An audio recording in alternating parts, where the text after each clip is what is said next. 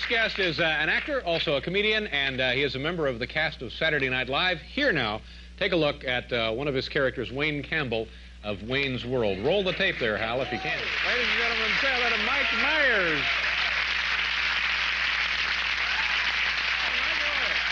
Nice to see you. How are you doing?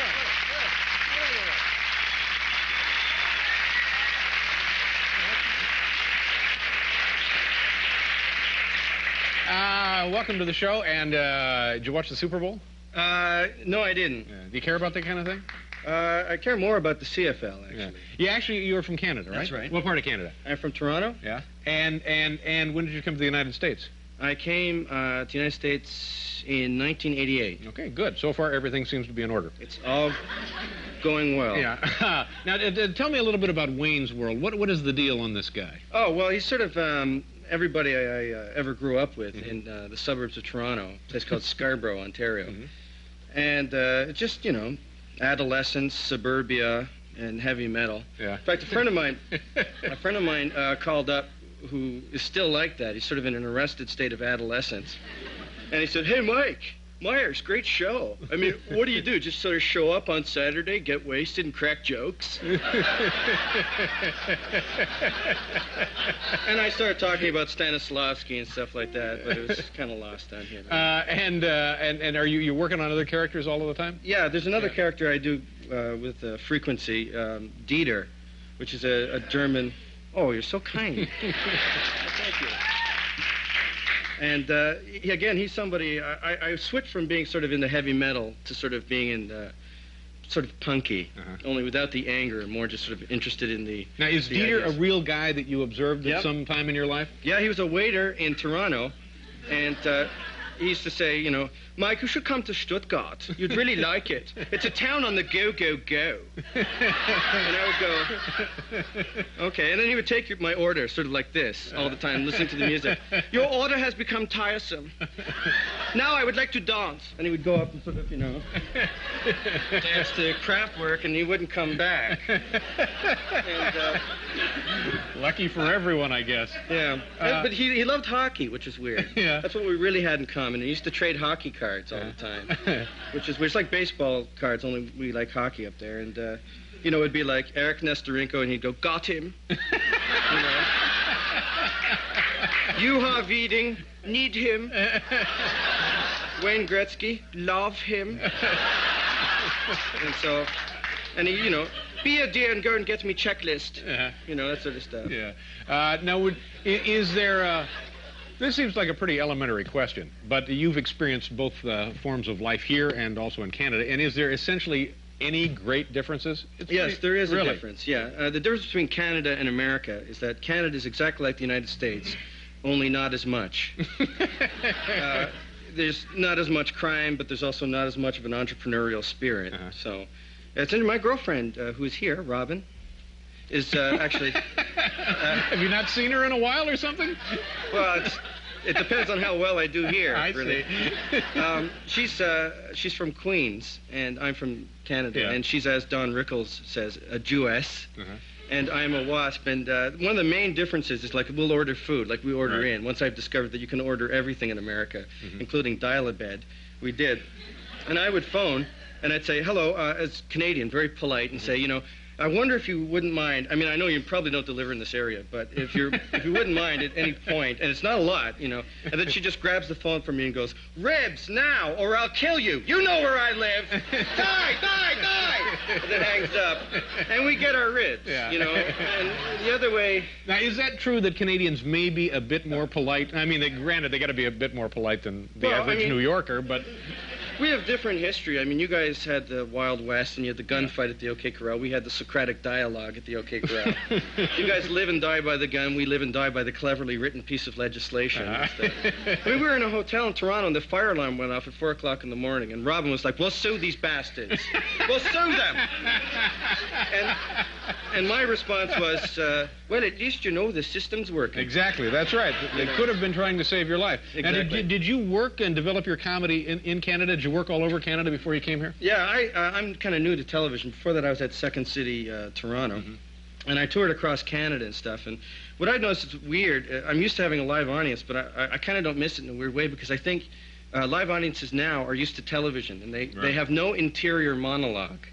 Like, they'll shout out anything. I was doing something, and somebody went, "That's so true! That's so true!" I turned to everybody, "Do you agree? That's so true!" And I thought, you're not at home, It's weird. And then I went to Halifax, and I had the same thing, only weirder.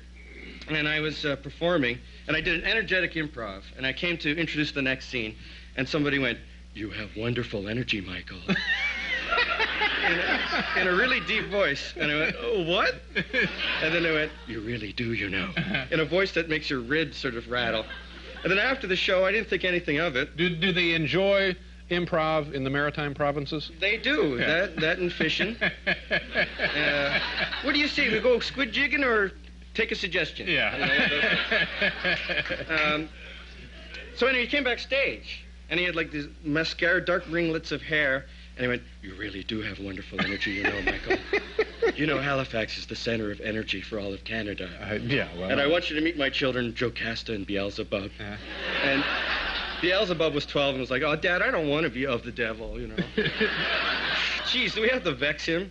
And they left, and the rest of the tour, I kept getting phone calls from the house phone from my colleagues going, "Hey, it's just me, just kidding." And I would be like on the ceiling like a cat. This guy's some kind of satanic cult he was running there in Halifax. I think I've become the darling of the satanic world in Canada. Well, good. Because in Quebec, I was eating breakfast in the lobby of the hotel, and this beautiful Quebecois woman comes up to me and says, "Hello." And I went, "Hi." And she was like really close to me. "Are you in the show?" And I, one of a million shows, could be the Montreal Canadiens. I said, "Yes." And she went, "Why don't you come with me afterwards to a club?" And then I went, "Why?" And then she went, "Because," and then there was a huge inverted Star of Pentacles. And then there was a Star of Pentacles ring.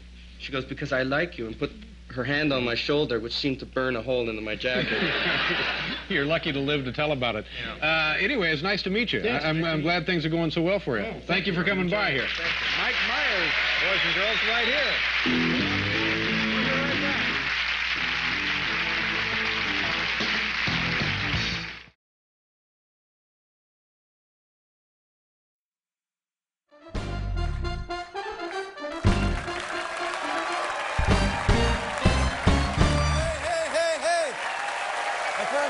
A very funny man, talented. His documentary, Supermensch, The Legend of Shep Gordon. Paul and I enjoyed The Legend of Shep Gordon. Fantastic. And you can see that piece of work. It's available on Netflix instant April 10th. Ladies and gentlemen, please welcome the always entertaining Mike Myers. Mike, come on out here.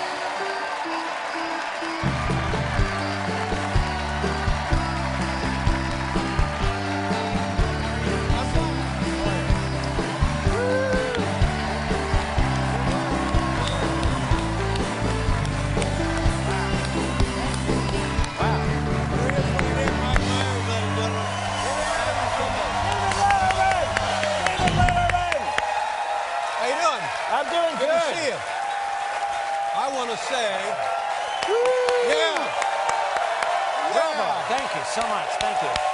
Thank you. You know what? We had Shep Gordon on the show. Oh, right. Yeah. And terrific guy, and the kind of guy where 5-10 minutes really won't get it done. You want to spend several days just being around the guy and talking with the guy. So Paul and I invited him out to dinner, and we never heard back. Really? Yeah. But he sorry. He gave me a lovely ukulele. Did he? Yeah. Very nice. No, Shep Gordon he was Alice Cooper's, still is Alice Cooper's manager. Yeah, and a great guy. And literally is the nicest human being I've ever met in my life. Right, and went through a very rowdy period of show business, yes. rock and roll, successfully. Yeah, he's an ethical hedonist. And he is a show business god, and he's been sort of de facto show business dad for me. Good. But I'm not here to talk about him. I'm here to talk about you. Oh, no, no. And I know you hate this. I know you hate it. Too bad. I am here today, Mr. David Letterman, and I know you do not like this, because I just want to say thank you so much. You're quite welcome. You are fantastic. You're very generous. Oh, my God. You've been very kind to us over the years. Oh, my God. Thank you. I've been on this show 29 times. Wow. for 25 years. That's pretty good. And I just want to say, because I know you're going to try and change the subject, and tough-ski, crap-ski, as we say in Canada. Too bad. Yeah. I just want to say that being on this show is like one of the highlights of my career. No, yes, there's 3 times that I've heard my name back to me. One time was when Lorne Michaels called and said, "Are you Mike Myers?" I said, "Yes. Would you like to be on Saturday Night Live?" I went, Wow. Well, yeah. that's a life-changing That was a big call. one. Yep. The other one was when Don Pardo went, "Mike Myers." And then in 1990, when I came on the show, and you said, "Our next guest is Mike Myers." Wow. Well, thank you very much. You're very kind. But I ain't done yet. No, I'm just getting warmed up. No, you're not. You're I done. am. No. The thing is that this show has been consistently cool and hip for all these years. And this is, honest to God, as somebody that toils in the field of comedy, I just want to just say thank you. What an amazing beacon of light. What an amazing American icon you are. And just, my God. Just seriously. Paul? I agree. No. You are. Thank you. In fact, That's very sweet no, of you. I'm Thank you, not Michael. done yet. Oh, my No, God. I'm just getting warmed up. Oh. On top of that, Yeah. you're the most American human being I've ever seen in my life. In fact, as a Canadian and an English-Canadian person sitting next to you, I feel ethnic. You are that American. Thank you very much. Well, And you're very kind. No, And dude, you've been very kind to us over the years, and Oh, my God. I won't be able to repay your generosity. In fact, it's a highlight so much. Yeah. Being on Saturday Night Live, I got the last letter that George Harrison ever wrote to any human being was sent to me. Wow. This, coming on this show, is still up there with all of that. I'm not even kidding you. God. This But show is that, fantastic. the last letter from George Harrison. Oh, my God. Now, let's... I've noticed over the years, and Paul Schaefer has a lovely white snowflake in his lapel. Yes. And I believe it's the Order of Canada. It is the Order of Canada. It's And- the and- highest honor that a nation can give somebody. That's right. There it is right there. It's Yes. beautiful. I'm so Very proud. beautiful. Yeah, that's it. And Yes. and Congratulations, Paul. Thank And you. I would I'm very just- happy to wear it. I wear it proudly, like a medal, really, Yes. because it is such a great honor. It is an honor, isn't you it? don't- you really have to distinguish yourself Right. Yes. and bring pride to your country Yes, to you get do. one. And I don't know if I deserve it, but I'm just happy. Oh, to- sure, Oh, you no, you deserve it. it. Yeah. There's a lot of deserving Now, I people know, out there. Mike, I noticed. You know. No, I'm happy to have mine. Yeah, I no, I'm noticed happy you're not for you, wearing dude. yours Happy for tonight, you. Mike. I love I'm not mine. wearing mine, Dave, because I don't have Wait a a freaking second. Order What? of Canada. How is Wait a that minute. possible? It's absolutely true. That's This fine. I can't believe. That's all right. I'm only 51 and my mom's ailing, but that's fine. You know? my Let's go. I'm sure she'll hang Does your on. mother She's have 89 to be sick to get one? I don't know, but does it hurt? She's 89 years young in her stocking feet, and she's a veteran of World War II. But, you know, my point is this. Well, you I'm just should be- saying, the RAF did sort of single-handedly take on Jerry all by themselves. But you know what? It doesn't matter. Doesn't matter, no. Well, Paul, it's fantastic. Thank you. I'm happy. You know, I might have a stamp and two streets named after me, but that's fine. You have a stamp. stamp. Well, Yeah, you a stamp have in Canada. Yeah. Well, you have a stamp. Yeah, I have a don't stamp. You don't have a stamp. I only have one No. street. I only have Yeah. one street name. Yeah. Wait a In minute. Thunder You guys Bay, have right? streets Yeah. and stamps? Yeah. Two He's got streets. an Order of Canada. Lauren has one too. I have Lorne one. Michaels. Yes, I yeah. know. Yes, you The do. most American person in the world has an Order of Canada. Yeah, don't spread that around. I told Lauren Michaels that I had a stamp. You'll get it. I'll make a call. You don't have to. This is not, Dave, this is not some cheap thing to try and get an Order of Canada before my mother passes away. This is not that, dude. Now, That's sad. I want to tell you something in all seriousness. I had, there's the one in the lapel. Sure. And then there's the more formal Yes. medal, which is Beautiful medal. I've seen that online. Yeah. Yeah. Yeah. Because Lauren wears it all the time. And one weekend I was traveling, and I wore the ribbon version of it. And I came back and I said to Paul, I was so proud I was wearing the ribbon version of the Order of Canada. And Paul says, oh, you're not supposed to wear that. No. You didn't win it. I You're was not just Canadian." lending it. I was just He was just lending lending it it to to me. Yeah. Just for your own And personal, so you could look Must at have been it. nice. I Yeah. bet it was a great feeling. So we called the Canadian embassy. Yes. And spoke to a lovely woman. I think she was the assistant ambassador or something. She was in the charge deputy of these, ambassador. in charge of these honors. In charge of Yes. giving out these awards. And she said that I shouldn't worry about it, that it was fine. Now, as a Canadian, I'm going to say it's fine. Thank you very much. You're welcome. So if I can wear, I'll give it to you. You know what? I would love for you to be a Canadian citizen. You know, we have an opening now that Ted Cruz has left. So, you know. Oh, he's left, but he's not gone. We'll be right back with Mike Myers, everybody.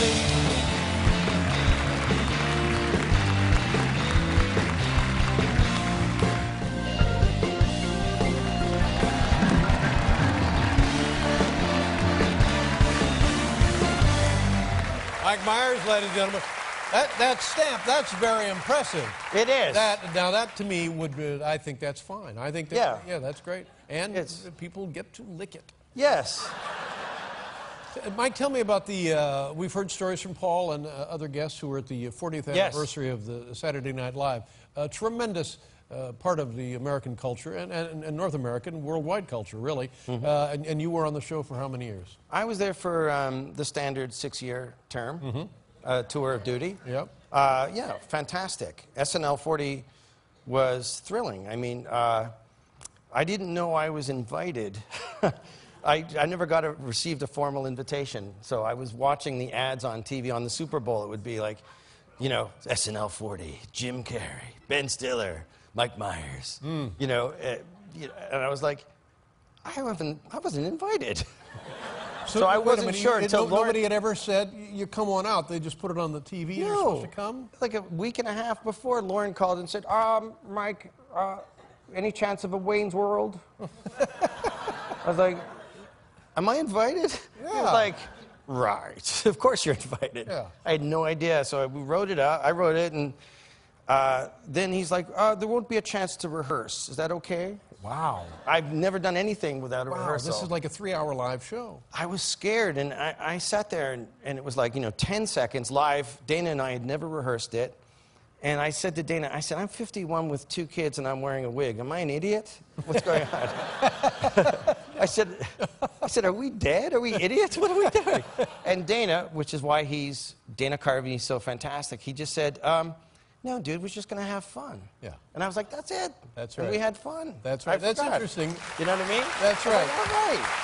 Because both of those, I think those are the only 2 viewpoints you get in show business. You're either paralyzed with fear and self-esteem problems, or you're just going to have a good time.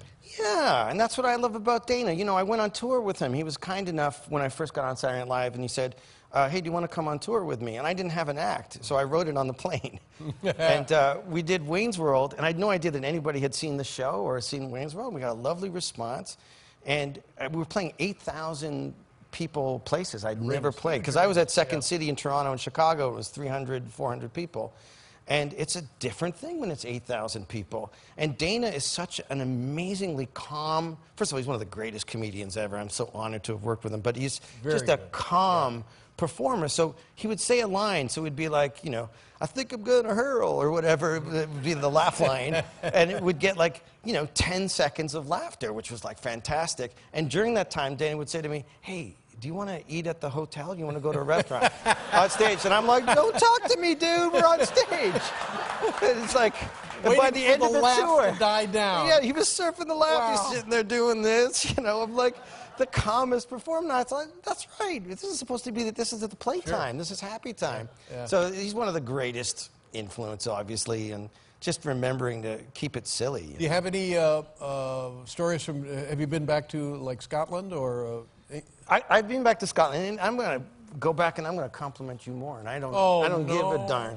But I was just saying to the fellers over here that that my life for these 25 years has been one long Letterman story. Really? Because everything that happens, I go, got to remember that for Letterman. You know what I mean? And in fact, my family does, it's like, well, that would be a good Letterman story, Mike. And strangers come up to me, and I was in Scotland. A guy came up and he was like, oh, Mike, we get Letterman here. That's great. And I lived in America for a while, and he's like, all the stories you have are fantastic. And then he was like, Mike, you promised me this. You'll talk to me later, right? I go, not really. I'm just, we're just getting loaded at a bar together. That's about it. And he says, mate, you'll promise me this, though. I'm not just going to be another Letterman story, am I? And I said, no. What a lovely burr. That's Yes. what it is. It is. Scottish burr. Just lovely. This movie is fascinating, and it recreates and brings back to life a very exciting part of musical show business, rock and roll in the late 60s and 70s and beyond. It's called Supermensch, directed it, and will you be directing other projects? I'd like to, yeah. But I'm here because I love him. God, please. I'm here because this is the last chance I get to be Supermensch, on The an Legend of Shep amazing Gordon. show. It's available Quality now hit on comedy all Netflix these years. Instant, April 10th. God bless you, sir. Good to see you. Thank you. very much. Thank you very much. Mike Myers. Thank you. You're more than kind. We'll be back with Nick Griffin, everybody.